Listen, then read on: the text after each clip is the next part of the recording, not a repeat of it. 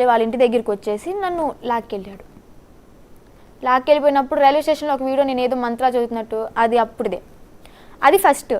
ఈ గుజరాత్కి వెళ్ళింది సెకండ్ నేను. నేనేది అది కాదమ్మా. అసలు బేసిక్గా ఏ ఆడపిల్ల అయినా సరే చక్కగా బాగా చదువుకోవాలని ఫస్ట్ ఆఫ్ ఆల్ కోరుకుంటారమ్మా. రెండోది బంగారం లాంటి హస్బెండ్ రావాలి, ఆ హస్బెండ్తో లైఫ్ హ్యాపీగా ఉండాలి. రెండు, బంగారం లాంటి పిల్లలు పుట్టాలి. లైఫ్ ఏంటంటే భర్త పిల్లోడు ఇట్లా లైఫ్ హ్యాపీగా ఎలాంటి ఫైనాన్షియల్ ప్రాబ్లమ్స్ లేకుండా సాగిపోవాలి. అప్పుడప్పుడు సరదాగా టూర్లు వెళ్ళాలి. ఇంకా ఏమంటే పిల్లలు పెద్ద అయిన తర్వాత ఆ పిల్లలకి పెళ్లి చేయాలి. ఇది ఏ ఆడపిల్ల అయినా కోరుకునేదమ్మా. హ్యాపీ లైఫ్ కోరుకుంటారు. డబ్బు ఎక్కువ ఉండాలని కూడా కాదు, హ్యాపీ లైఫ్ ఉండాలి. మంచి మొగుడు రావాలి, వాడు నన్ను కష్టపెట్టకుండా, కొట్టకుండా, తిట్టకుండా, నన్ను ఏడిపించకుండా, నన్ను నవ్విస్తూ నన్ను చూసుకునేవాడు కావాలని ఏ ఆడపిల్ల అయినా కోరుకుంటారు.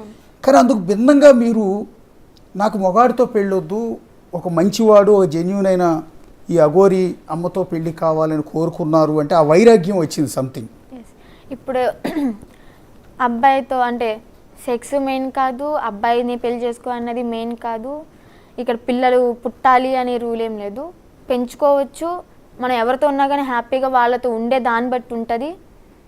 ఎలా బతకాలి అనేది మనం చూస్ చేసుకునే దాన్ని బట్టి ఉంటుంది. నేనేదమ్మా అది ఓకే, అది నెక్స్ట్ లెవెల్ థింకింగ్ మీది, మీ బ్రాడ్ థింకింగ్. అది తప్పేం లేదు, అది కూడా తప్పేం కాదు, మీ ఆలోచన కూడా కరెక్టే.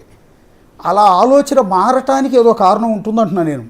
మీరు అట్లా డెసిషన్ తీసుకుంటారు, మగాన్ని పెళ్లి చేసుకుంటున్నారంటే పెళ్ళి అనేది కేవలం సెక్స్ కోసం మాత్రమే కాదు కదా, లైఫ్లో భాగం అది, అంతే తప్ప. ఎందుకు నా మైండ్ చేంజ్ అయింది అంటే నేను లైఫ్లో చూశాను చాలా మంది, నా ఫ్రెండ్స్నే చూశాను, 2-3 ఓకే లేచిపోయి పెళ్లి చేసుకుని హస్బెండ్తో గొడవ పడి 2-3 నెలలకే చనిపోవడం, లేదా మళ్ళీ సపరేట్ వచ్చేసి ఇంకో పెళ్లి చేసుకోవడం.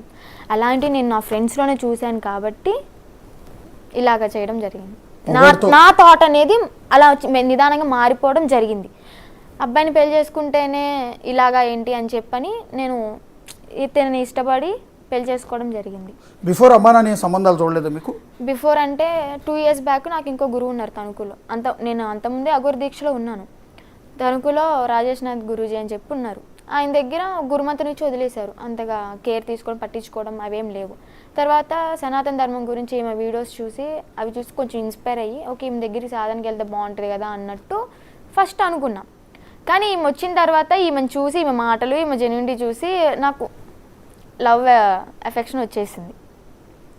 తర్వాత ఇద్దరం ఓపెన్ అప్ అయ్యాం, పెళ్లి చేసుకున్నాం, అదంతా అయిపోయింది. ఓకే, ఇక్కడ మెయిన్ ఏంటంటే నాకు ఈ విష్ణుదే కొంచెం చాలా. మీ లైఫ్లో ఒక విలన్ ఉన్నారు అంటే మీ లైఫ్లో హీరో అఘోరి అంతేనా? హీరో అఘోరి, విష్ణు కూడా హీరోనే ఒకప్పుడు, ఇప్పుడు కాదు. ఒకప్పుడు ఉన్నంత ఇదిగా విష్ణు ఇప్పుడు లేడు, ఇప్పుడు మాత్రం విలనే నా లైఫ్లో. హీరో విలన్గా టర్న్ అయ్యాడు. ఎస్.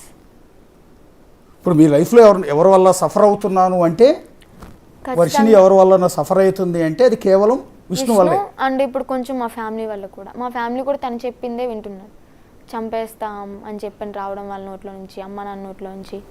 నా అమ్మ మాట వినకపోతే నేనే లేపేస్తాను నిన్ను. మా మమ్మీ ఈరోజు మార్నింగ్ అన్నారు బస్ స్టాప్లో. ఆ మాటలు కాదవి.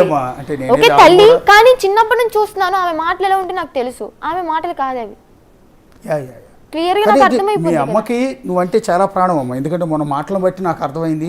రోజు పిల్లలన్నాక తల్లిదండ్రులకి ప్రాణం. అందులో ఆడపిల్లలు అంటే మీ తల్లి, మీ అమ్మగారిని తప్పట్టడానికి లేదమ్మా. అంటే మీరు అన్నట్టు విష్ణు మాటల ప్రభావం పడి ఉండొచ్చు, సరే ఆవిడ కారణాలు ఆవిడకుండా. మొన్న లైవ్లో చెప్పింది ఏంటంటే విష్ణు దగ్గర మా బంగారం ఉండిపోయిందండి, మా డబ్బులు ఉన్నాయండి, ఒక 2 లక్షల రూపాయలే ఉన్నాయంట మీ డబ్బులు, బంగారం ఉందండి, అవి తీసేసుకుని అతని చేతుల్లో మా అమ్మాయిని, అతని బందికానాలోంచి మా అమ్మాయిని మేము కాపాడుకుంటానండి, నేను నా బిడ్డను చదివించుకుంటానండి, ముందు విష్ణు నుంచి నేను కాపాడాలండి అని చెప్పి డైరెక్ట్గా అంది ఆవిడ. ఎందుకంటే మా మమ్మీ ముందు చాలాసార్లు కొట్టాడు కాబట్టి, చిన్న చిన్న విషయాలకే, చాలా సెన్సిటివ్ విషయాలు. ఎట్లా ఊరుకుందమ్మా మరి ఆవిడ? ఇప్పుడు మీ అమ్మాయినా మీ నాన్న అడ్డుపడేది, వాళ్ళ రక్త సంబంధం. మా మమ్మీ అడ్డుపడేది, మా అమ్మాయిని కొడతావేంటి నా ముందు, అసలు మా అమ్మాయిని కొడతావు నువ్వు ఎవడివి, మా మమ్మీ తిట్టేసింది ఓపెన్ అప్గా. ఆవిడ కూడా తిట్టేవాడు, అది మాట వినకపోతే ఏం చేయాలి అది ఇది అని చెప్పని మీదకి వచ్చేవాడు. మొన్న నాకు తెలిసింది ఏంటంటే మమ్మీ అంత ముందు దాకా మీడియా ముందుకు రాలేదు, నేను వెళ్ళిపోయిన దగ్గర నుంచి సడన్గా వచ్చింది. మా మమ్మీని చూసి ఇవన్నీ వాచిపోవడం వల్ల నేను గమనించాను మా మమ్మీని కొట్టారు, అది తర్వాత నాకు తెలిసింది. మీ మమ్మీని ఎవరు కొట్టారు? హర్ష అన్నయ్య విష్ణు ఇద్దరు కలిపి కొట్టారు. అందుకే మా మమ్మీ నిజాలు ఏం చెప్పలేదు.